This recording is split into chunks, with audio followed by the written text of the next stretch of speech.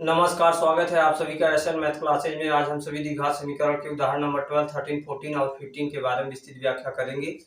जिसमें से उदाहरण नंबर 12 है, एक ऐसे आयताकार पार्क को बनाना है जिसकी चौड़ाई इसकी लंबाई से 3 मीटर कम हो। इसका क्षेत्रफल पहले से निर्मित समद्विबाहु त्रिभुजाकार पार्क जिसका आधार आयताकार पार्क की चौड़ाई के बराबर तथा ऊंचाई 12 मीटर है से 4 वर्ग मीटर अधिक हो। आकृति यह दिया गया है। इस आयताकार पार्क की लंबाई और चौड़ाई ज्ञात करना है। मतलब क्वेश्चन में है, एक आयताकार पार्क है, इसकी चौड़ाई जो है लंबाई से 3 मीटर कम है।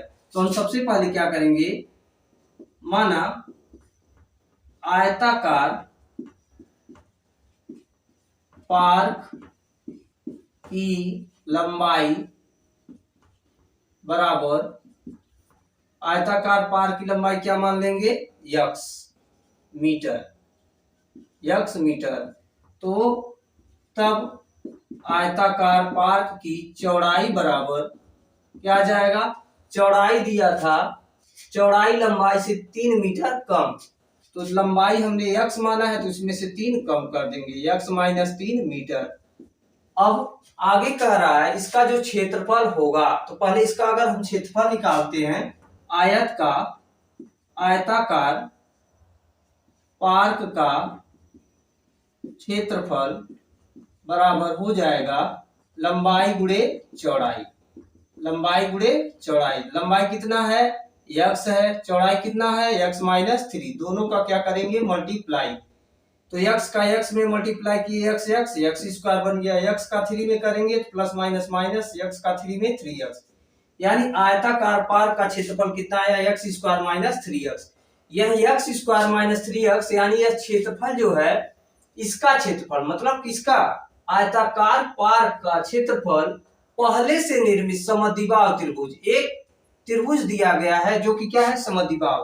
तो हम इसमें मान लेते हैं कि AD जो है BD के बराबर है। त्रिभुज ABD में AD बराबर क्या है, AD बराबर BD के है। हमने AD को BD के बराबर मान लिया क्योंकि यह त्रिभुज कैसा था, समद्विबाहु त्रिभुज था। तो कह रहा है आयताकार पार्क का क्षेत्रफल पहले से निर्मित समद्विबाहु त्रिभुजाकार पार्क जिसका आधार, इस समद्विबाहु त्रिभुज का आधार जो है पार्क की चौड़ाई के बराबर। तो पार्क की चौड़ाई कितना था, पार्क की चौड़ाई x माइनस 3 था, तो इसका आधार भी कितना हो जाएगा, x माइनस 3। मतलब इस समद्विबाहु त्रिभुज का आधार x माइनस 3 होगा और यही आयताकार पार्क की चौड़ाई होगी। आयताकार पार्क का लंबाई कितना माना था हमने, x, और चौड़ाई कितना आ गया था, x माइनस 3। तो यह चौड़ाई भी x माइनस 3, यहाँ भी चौड़ाई x माइनस 3। यही चौड़ाई जो है इस समद्विबाहु त्रिभुज का आधार भी है। तो त्रिभुज ABD में AD बराबर BD है तथा आधार AB का मान इसके बराबर होगा, x के बराबर होगा, x माइनस 3 के बराबर होगा। इस AB का मान क्या होगा, x माइनस 3 के बराबर होगा। और इसमें दिया है त्रिभुजाकार पार्क जिसका आधार आयताकार पार्क की चौड़ाई के बराबर हमने कर दिया। अब क्या कहा है, तथा ऊंचाई 12 मीटर है। यह जो ऊंचाई है कितना है, 12 मीटर। ऊंचाई कितना है, 12 मीटर। तो ऊंचाई बराबर आ जाएगा, ऊंचाई बराबर 12 मीटर, ऊंचाई बराबर 12 मीटर। अब इसका अगर हम क्षेत्रफल निकालते हैं, त्रिभुज ABD का क्षेत्रफल, तो क्षेत्रफल बराबर क्या होता है त्रिभुज का, 1/2 आधार गुणे ऊंचाई, 1/2 आधार गुणे ऊंचाई। तो इसका मान आ जाएगा त्रिभुज ABD का क्षेत्रफल बराबर 1/2 गुणे आधार के जगह पे कितना रखेंगे, आधार का मान कितना आ चुका है, AB का मान x माइनस 3। AB ही तो आधार था जिसका मान क्या हमने पाया है, x माइनस 3।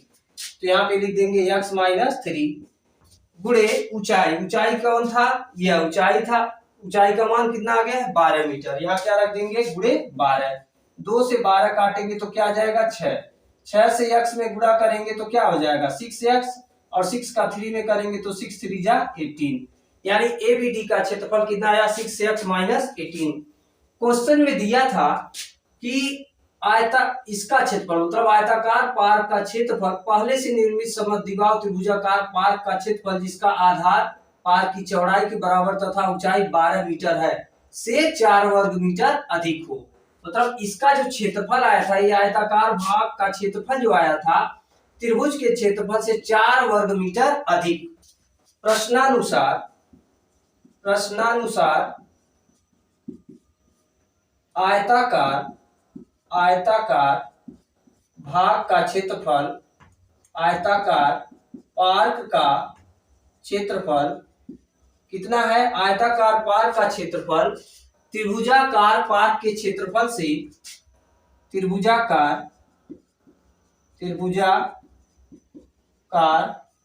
पार्क का क्षेत्रफल, ये त्रिभुजाकार पार्क के क्षेत्रफल से क्या था? 4 अधिक। कौन था? यह आयताकार पार्क जो था वो क्या था? समद्विबाहु त्रिभुजाकार पार्क से 4 वर्ग मीटर अधिक हो।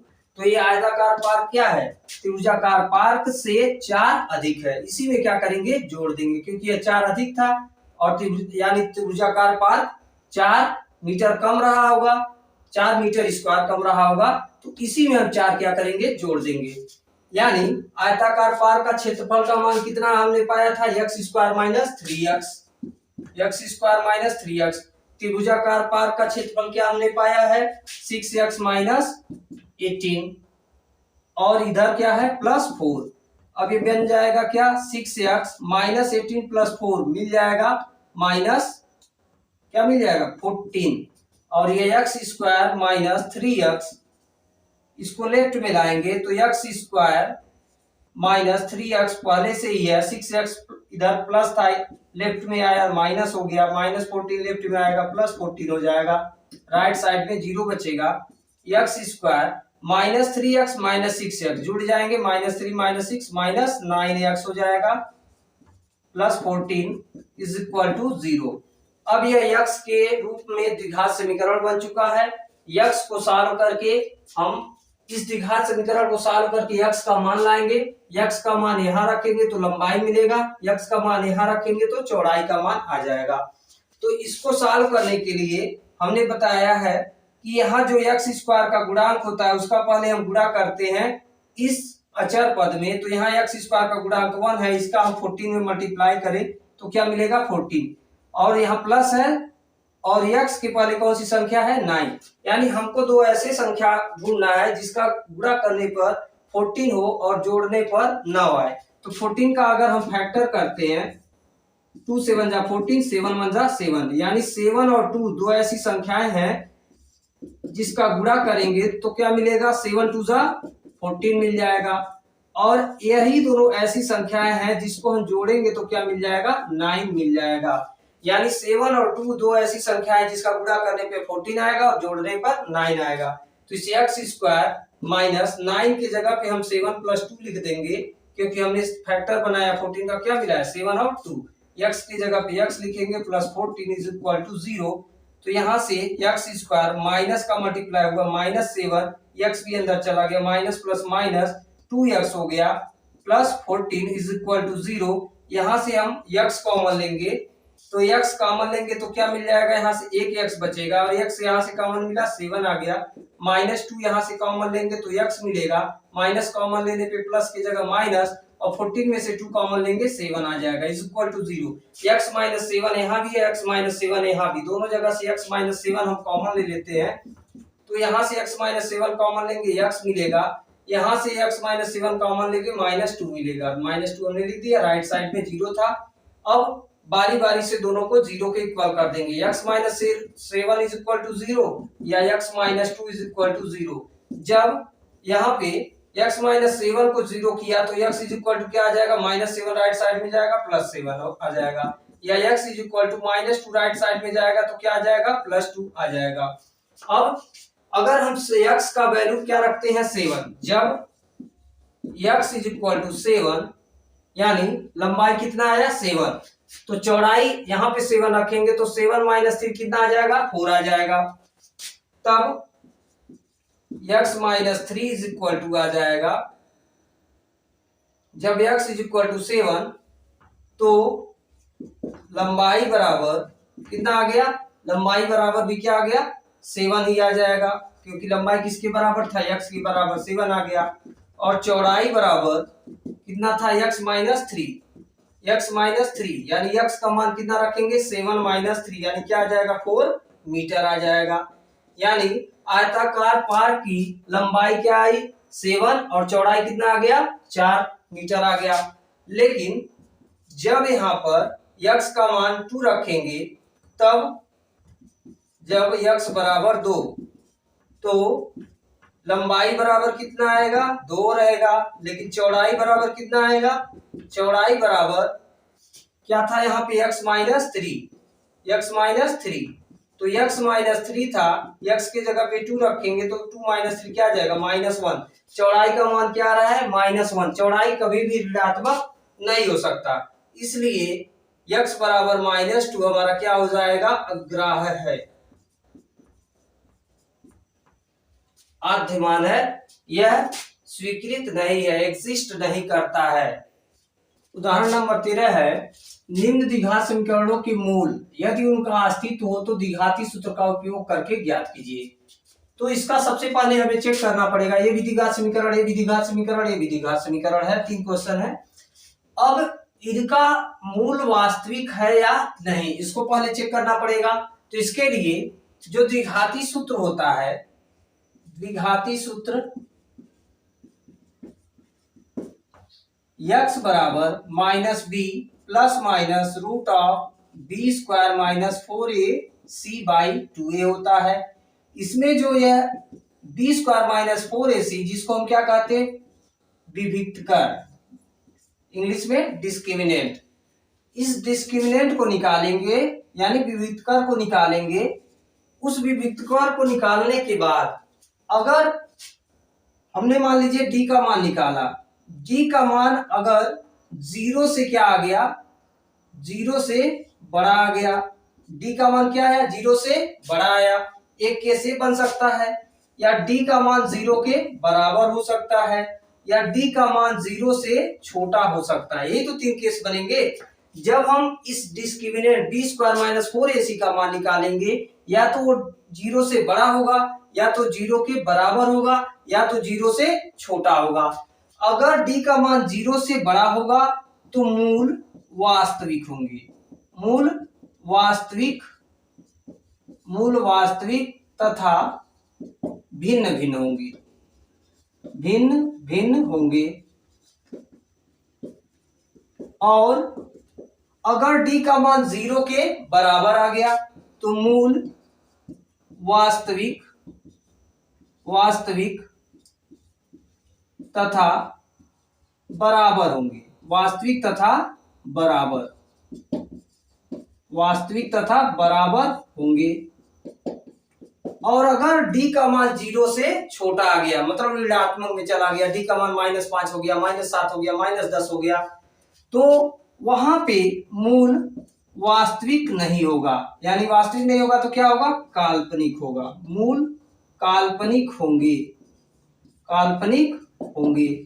ठीक है, पहला कंडीशन है d का मान 0 से बड़ा, 0 से बड़ा का मतलब है 1/2 आ जाए, d का मान 1 आ जाए, 5 आ जाए, 10 आ जाए, धनात्मक संख्या कोई आ जाए, चाहे वो परिमेय संख्या हो या कोई भी संख्या वास्तविक संख्या हो, लेकिन वो क्या हो 0 से बड़ा हो, तो उस केस में मूल वास्तविक होंगे और दोनों मूल अलग अलग होंगे। क्योंकि यह द्विघात समीकरण है तो इसके 2 मूल निकलते हैं, तो दोनों मूल क्या होंगे अलग अलग होंगे।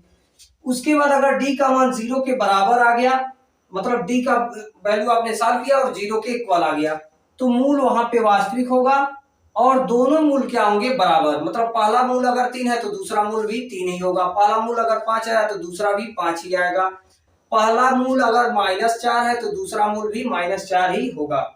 तीसरा केस अगर d का मान क्या आ जाए 0 से छोटा हो, मतलब ऋणात्मक संख्या कोई आ जाए, -1/2, -7, -2, -5, -8, तो मूल क्या हो जाएंगे काल्पनिक हो जाएंगे, यानी वास्तविक नहीं होंगे।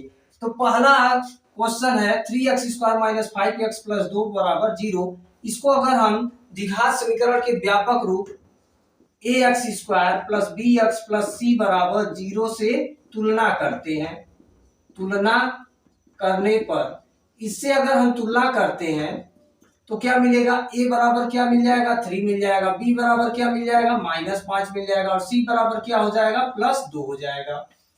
अब यहां से अगर हम निकालते हैं डिस्क्रिमिनेंट, d बराबर क्या होता है b² - 4ac होता है। डिस्क्रिमिनेंट का मान निकालते हैं, b का मान कितना है -5 का स्क्वायर -4 की जगह 4, a की जगह पे 3 रख दीजिए और c की जगह पे 2 रख दीजिए। -5 का स्क्वायर या +5 का स्क्वायर क्या आएगा 25 आएगा, माइनस की जगह माइनस 4 3 जा 12 2 जा 24, 25 - 24 क्या आ गया 1 आ गया। डी का वैल्यू 1 आया। 1 क्या होता है 0 से बड़ा होता है, यानी 0 से डी का मान क्या आया 0 से बड़ा होगा, अतः मूल वास्तविक होंगे, मूल वास्तविक तथा भिन्न भिन्न होंगे, वास्तविक तथा भिन्न भिन्न होंगे। अब जब मूल वास्तविक तथा भिन्न भिन्न होंगे तो इस सूत्र का प्रयोग करके हम दोनों मूलों को प्राप्त करेंगे। तो सूत्र है x बराबर -b प्लस माइनस कड़ी में d/2a, यानी माइनस की जगह माइनस हमने रखा, b के जगह पे -5 है तो -5 रख देंगे, प्लस माइनस कड़ी में d के जगह पे 1 रखेंगे, /2 a के जगह पे 3 रख दीजिए। ये आ जाएगा माइनस माइनस प्लस 5 हो गया, प्लस माइनस कड़ी में 1 का मान क्या आएगा 1 ही आएगा, बटे 2 3 जा 6। अभी मिलेगा यहां से एक बार आप धनात्मक संख्या लेंगे पॉजिटिव वैल्यू और एक बार क्या लेंगे निगेटिव वैल्यू। जब पॉजिटिव वैल्यू लेंगे तो x बराबर 5 + 1 बटे 6, यानी 5 1 कितना हो गया 6 बटे 6, कट के क्या आ गया 1 आ गया। और जब निगेटिव वैल्यू लेंगे तो x = 5 - 1/6, यानी क्या आ जाएगा 5 - 1 क्या हो जाएगा 4/6। इसको कैंसिल करेंगे 2 2 जा 4 2 3 जा 6, यानी 2/3। तो पहला वैल्यू क्या आ गया, पहला मूल 1 आ गया, दूसरा मूल क्या आ गया 2/3 आ गया। दूसरा क्वेश्चन है x² + 4x + 5 = 0। तो यहाँ पे अगर हम इसका कंपेयर करते हैं ax² + bx + c = 0 से तुलना करेंगे अगर, तो a का मान कितना है, x² का गुणा क्या कुछ नहीं दिख रहा है यानी 1 है, तो a का मान कितना आ गया 1 आ गया, b का मान क्या आ गया 4 आ गया, c का मान क्या आ गया 5 आ गया। अब यहां से अगर हम डिस्क्रिमिनेंट निकालते हैं तो क्या मिलता है, सूत्र b² - 4ac होता है। b का मान 4 रख दीजिए, 4 का स्क्वायर -4 गुणे a का मान 1 रख दीजिए और c का मान क्या रख दीजिए 5। 4 का स्क्वायर 16 -4 × 5 20, 4 5 जा 20। तो डिस्क्रिमिनेंट का वैल्यू आ रहा है 16 - 20 - 4। डिस्क्रिमिनेंट क्या आ गया -4। ऋणात्मक संख्या आया, जब भी ऋणात्मक संख्या आएगा, ये नीचे वाला कंडीशन तीसरा, ऋणात्मक संख्या आएगा तो मूल क्या होंगे काल्पनिक होंगे, मतलब अस्तित्व नहीं होगा, वास्तविक नहीं होंगे, मूल क्या होंगे, अतः मूल काल्पनिक होंगे। मूल क्या होंगे काल्पनिक, काल्पनिक होंगे, अस्तित्व नहीं है, मूलों का अस्तित्व नहीं है। तीसरा क्वेश्चन में अगर हम ax² + bx + c = 0 से कंपेयर करते हैं तो a का मान क्या आ गया है 2 आ गया है, क्योंकि ये क्वेश्चन है 2x² - 2 × 2x + 1 = 0। तो x² का गुणांक 2 है तो a का मान 2 हो गया। यहाँ पे x का गुणांक -2 × 2 है और यहाँ x का गुणांक b है, यानी b का मान कितना आ गया, ये पूरा का पूरा टर्म x के अलावा जो भी टर्म रहेगा, जो भी संख्या रहेगा x के अलावा पूरा क्या होगा x का गुणांक होगा। तो यहाँ पे x का गुणांक b था और यहाँ पे x का गुणांक माइनस के साथ आप लिखेंगे -2 कड़ी में 2, 2 कड़ी में 2 हो गया और c का मान क्या आ गया है 1 आ गया है। अब डिस्क्रिमिनेंट निकाले तो डिस्क्रिमिनेंट क्या होता है b² - 4ac होता है। b का मान कितना आया है -2 कड़ी में 2 का स्क्वायर कर दीजिए, -4, a का मान कितना रख देंगे आप 2 रखेंगे, c का मान कितना रखेंगे 1, माइनस का स्क्वायर तो प्लस आएगा, 2 का स्क्वायर कितना आ जाएगा 4 हो जाएगा, 4 हो जाएगा और कड़ी 2 का स्क्वायर क्या आएगा 2 हो जाएगा, -4 2 जा 8। तो ये आ गया क्या 4 2 जा 8, पहले से -8 है, 8 माइनस 8 क्या आ गया, डिस्क्रिमिनेंट का वैल्यू विविक्तकर का वैल्यू 0 के इक्वल आया। यानी डिस्क्रिमिनेंट जब 0 होता है तो मूल क्या होते हैं, मूलों का अस्तित्व होता है और मूल बराबर होते हैं। अतः मूल वास्तविक तथा बराबर होंगे, वास्तविक तथा बराबर होंगे। और जब वास्तविक होंगे तो हमें क्या करना है, सॉल्व भी करना है। यहाँ पे कहा था अगर अस्तित्व है मतलब वास्तविक है तो उसे सॉल्व करना है, वास्तविक होगा तो अस्तित्व है, वास्तविक नहीं होगा तो अस्तित्व नहीं है। तो यहाँ पे मूल वास्तविक आया है यानी अस्तित्व है, तो यहाँ पे हमें क्या करना पड़ेगा, सॉल्व करना पड़ेगा। तो x इज इक्वल टू क्या करेंगे, minus B plus minus root of D by 2a। चाहे आप इस सूत्र का प्रयोग करिए या इस सूत्र का प्रयोग करिए, दोनों का मतलब एक ही है। यहाँ पे शॉर्ट में बी स्क्वायर माइनस 4ac को केवल डी लिख दिया गया है। माइनस बी के जगह पे आप कितना रख सकते हैं, माइनस 2 कड़ी में 2 दिया है या ब्रैकेट बना लीजिए, प्लस माइनस कड़ी में डी का मान कितना रखेंगे आप, 0। तो कड़ी में 0 का मान क्या आएगा, 0 ही आएगा। तो 0 को ऐड करने से कोई फर्क नहीं पड़ेगा, तो इसको हम लिखने की जरूरत नहीं है। बाई 2 इंटू ए का मान कितना है, ए का मान 2 आया है। तो यहाँ से माइनस माइनस प्लस, 2 कड़ी में 2 और बटे 2 दूनी 4 हो गया, इसका कोई मतलब नहीं है। अब इसको 2 से कैंसिल करेंगे, 2 1 जा 2, 2 2 जा 4, यानी कड़ी में 2 बटे 2 आ गया x का मान। अब यही x का पहला मान जो है यही दूसरा मान भी होगा, यानी पहला मूल कड़ी में 2 बटे 2 होगा और दूसरा मूल भी कड़ी में 2 बटे 2 ही होगा। तो ये थे उदाहरण नंबर 13 के तीनों क्वेश्चन। उदाहरण नंबर 14 है, निम्न समीकरणों के मूल ज्ञात कीजिए, जिसमें पहला क्वेश्चन है x plus 1/x is equal to 3। तो यहां से पहले इसको द्विघात समीकरण के रूप में ठीक से बना लीजिए। क्रॉस मल्टीप्लिकेशन करेंगे, x का x में क्या मिल जाएगा, x स्क्वायर, ये 1 1 जा 1 मिलेगा और नीचे क्या हो गया, मान लीजिए इसके नीचे 1 है तो x का x में x स्क्वायर 1 1 जा 1 और नीचे 1 का x में करेंगे तो x ही रह जाएगा। इधर क्या आएगा, राइट साइड में 3 ही है। यहाँ डिनोमिनेटर में मतलब हर में कुछ नहीं है तो आप 1 लिख सकते हैं, ठीक है। अब यहाँ भी 3 के अपान कुछ नहीं है तो 1 बना सकते हैं। अब 1 का x स्क्वायर प्लस 1 में मल्टीप्लाई करेंगे कोई फर्क नहीं पड़ेगा और x का 3 में करेंगे तो 3x हो जाएगा।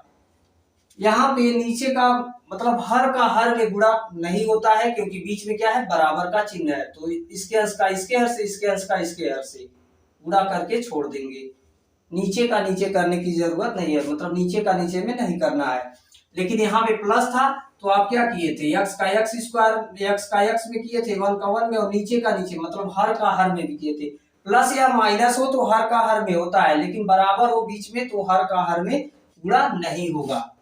अब यहाँ से इसको राइट 3x राइट साइड में लेफ्ट में लाएंगे तो यह प्लस 3x राइट साइड से लेफ्ट में आएगा तो माइनस 3x हो जाएगा और प्लस 1 पहले से है इज इक्वल टू 0।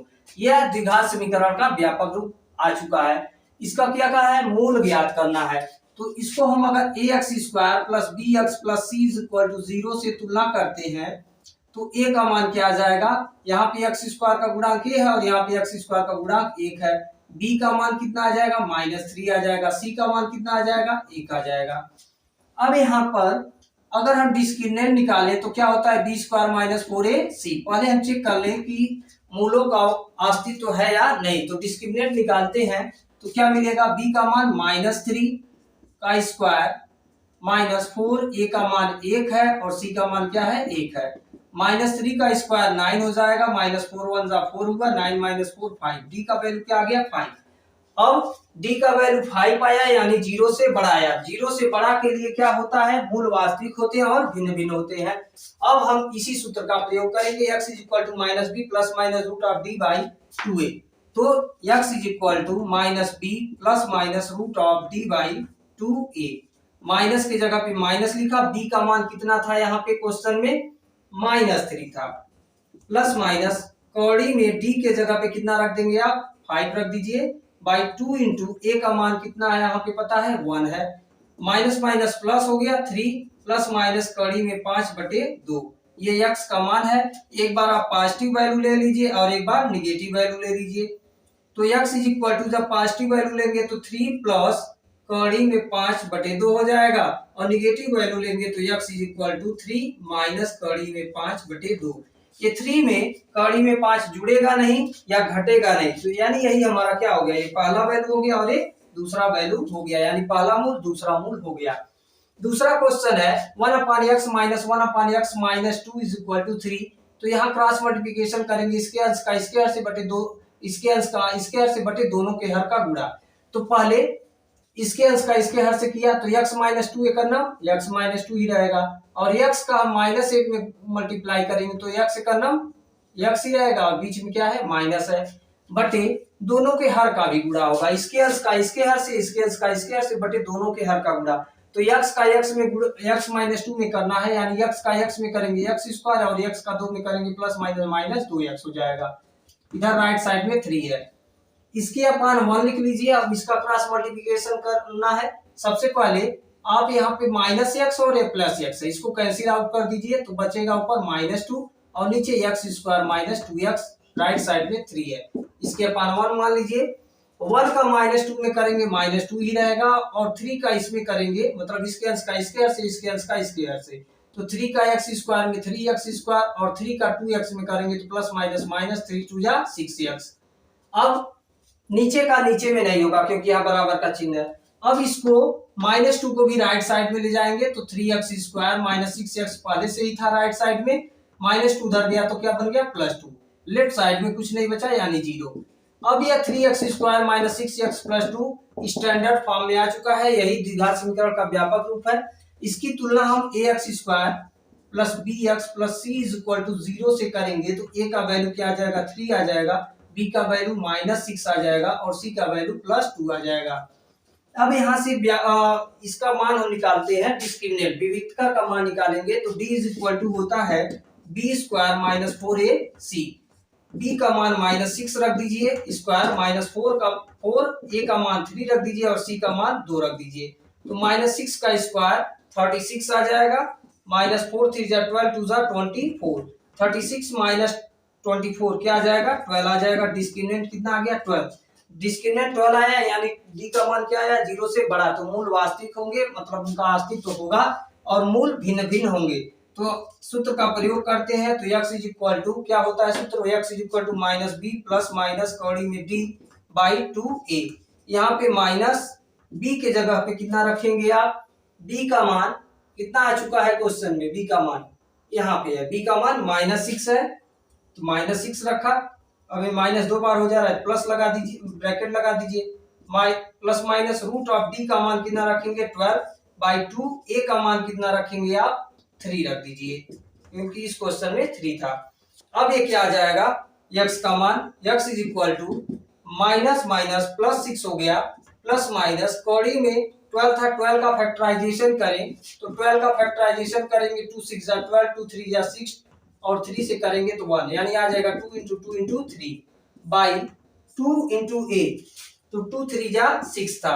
अभी क्या बन गया 6 प्लस माइनस 2 का पेयर बन जाएगा, क्योंकि कड़ी के अंदर 2 क्या है 2 बार आया है तो इसका पेयर बन जाएगा, बाहर आ जाएगा, लेकिन 3 का पेयर नहीं बनेगा, अंदर ही रहेगा बाई 6। यहाँ से हम ऊपर से पहले टर्म में से और दूसरे मतलब पहले पद में से और दूसरे पद में से 2 कॉमन लेते हैं, तो 6 में से 2 कॉमन लेंगे 3 मिल जाएगा, प्लस माइनस यहाँ से 2 बाहर आ गया तो बचा केवल कड़ी में 3 बाई 6, 2 से कैंसिल कर दीजिए 6 को, 3 मिल जाएगा, तो x का मान आ गया 3 प्लस कड़ी प्लस माइनस कड़ी में 3/3 आ गया। अब एक बार क्या करेंगे आप प्लस चिन्ह ले लेंगे, एक बार माइनस चिन्ह ले लेंगे, तो प्लस चिन्ह लेंगे तो x इज इक्वल टू मिल जाएगा 3 प्लस कड़ी में 3 बाई 3, और जब आप माइनस चिन्ह लेंगे तो x इज इक्वल टू आ जाएगा 3 माइनस कड़ी में 3 बाई 3।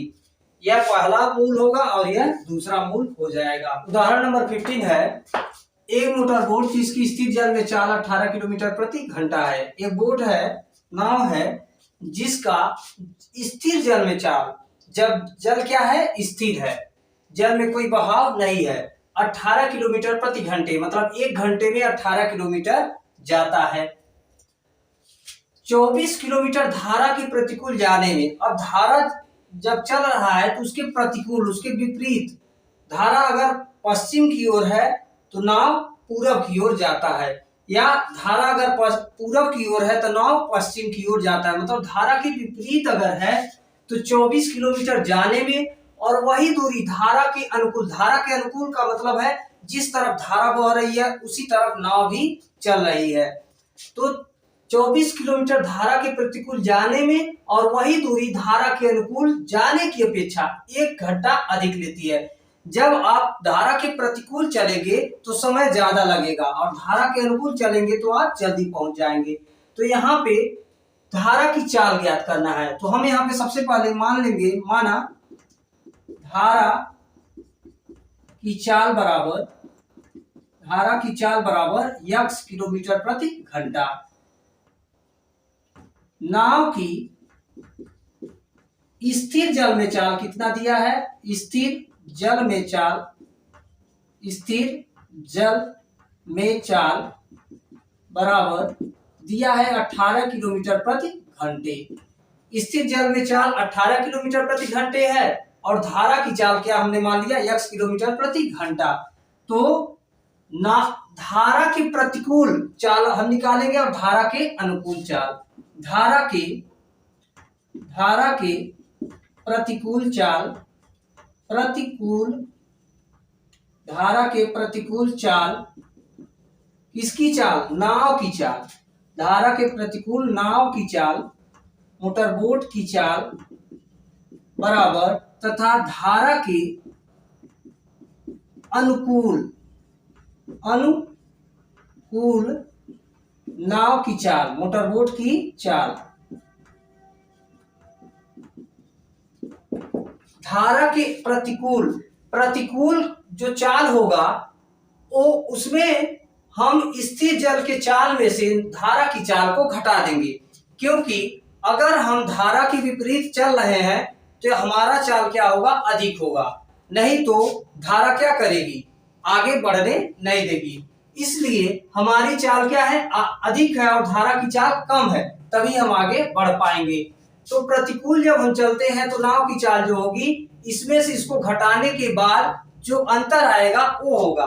तो यहाँ पे प्रतिकूल नाव की चाल जो होता है, स्थिर जल के चाल में से नाव की चाल को क्या करते हैं, घटा देते हैं। मोटरबोट की चाल को क्या करेंगे, घटाएंगे, तो 18 माइनस x हो जाएगा 18 माइनस x किलोमीटर प्रति घंटा। और अनुकूल का मतलब ये है कि जैसे आपको धारा के अनुकूल चल रहे हैं, जिस तरफ हवा बह रही है उसी तरफ आप भी चल रहे हैं, तो क्या होगा, आप सफर को जल्दी तय कर लेंगे। उसी अनुसार जिस तरफ धारा बह रही है उसी तरफ आप नाव भी चला रहे हैं तो सफर जल्दी हो जाएगा। मतलब दोनों चाल क्या होते हैं, जुड़ जाते हैं। स्थिर चाल की चाल में नाव की धारा की चाल को जोड़ देंगे तो 18 प्लस x किलोमीटर प्रति आवर। ध्यान दीजिए, प्रतिकूल जो धारा के प्रतिकूल अगर चलेंगे तो स्थिर जल के चाल में से धारा की चाल को घटाना है, और जब अनुकूल चलेंगे तो स्थिर जल के चाल में धारा की चाल को घटाना है, जो धारा की चाल को जोड़ना है। जब अनुकूल चलेंगे तो जुड़ जाएगा और प्रतिकूल चलेंगे तो घट जाएगा, क्योंकि अगर प्रतिकूल चल रहे हैं तब घटाएंगे तभी तो मिलेगा, और अनुकूल चल रहे हैं तो जोड़ना पड़ेगा।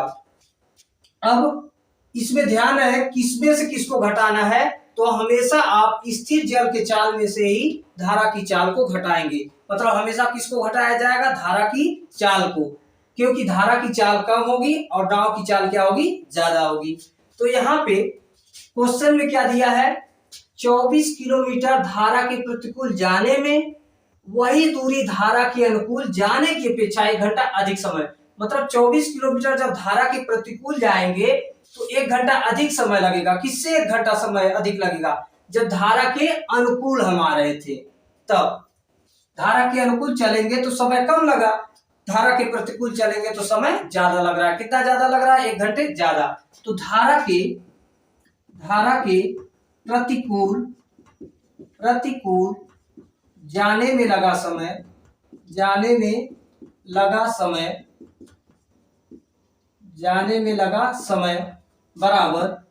समय बराबर क्या होता है, दूरी बटे चाल होता है।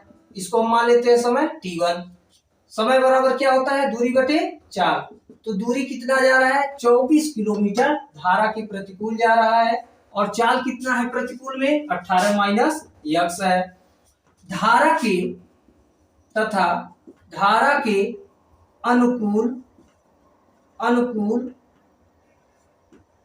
जाने में लगा समय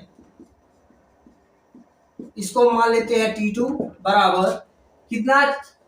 जब प्रतिकूल जा रहे हैं तो भी 24 किलोमीटर ही जा रहे हैं और अनुकूल जा रहे हैं तो भी 24 किलोमीटर ही जा रहे हैं, लेकिन अनुकूल में जो चाल है वो कितना हो जा रहा है 18 प्लस यक्स हो जा रहा है।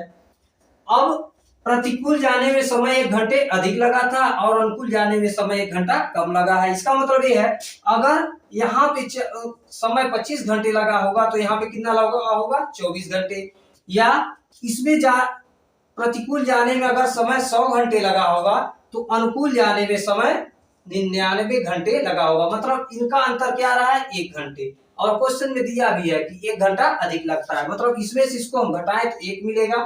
ठीक है, तो हमने T1 माइनस T2 को माइनस करते हैं तो क्या मिलता है 1। प्रश्नानुसार T1 माइनस T2 क्या है 1। T1 का मान कितना रख देंगे 24/18 माइनस यक्स और T2 का मान कितना रख देंगे 24/18 plus X is equal to 1। अब 24 ऊपर से हम कॉमन ले लेते हैं तो बचेगा 1/18 minus x minus 1/18 plus x, right side में 1 है। इधर हम 24 को हम राइट साइड में भेज देंगे तो क्या मिल जाएगा 1/24, और इधर 18 प्लस यक्स का 1 में गुणा होगा तो वही रह जाएगा 18 प्लस यक्स ही। 18 माइनस यक्स का जब -1 में होगा तो -1 का 18 में होगा -18 और -1 का माइनस एक्स में होगा प्लस एक्स अपान 18 माइनस एक्स 18 प्लस एक्स का आपस में करना है, मतलब इसके अंश का इसके हर में होगा 18 प्लस एक्स है, इसके अंश का इसके हर में होगा -18 प्लस एक्स आ गया, और हर का हर में होगा तो 18 माइनस एक्स का 18 प्लस एक्स यानी a minus B plus B क्या होता है a square minus B square, 18 का स्क्वायर माइनस एक्स का स्क्वायर। अब ये क्या बन जाएगा, यहाँ पे -18 और +18 क्या होगा कैंसिल आउट हो जाएगा, x और x मिलके कितना हो जाएगा 2x, x और x मिलके कितना हो गया 2x हो जाएगा। अब यहाँ पर नीचे क्या मिला है 18 का स्क्वायर निकाले तो क्या मिल जाएगा 324 माइनस एक्स स्क्वायर बराबर 1/24, 1/24।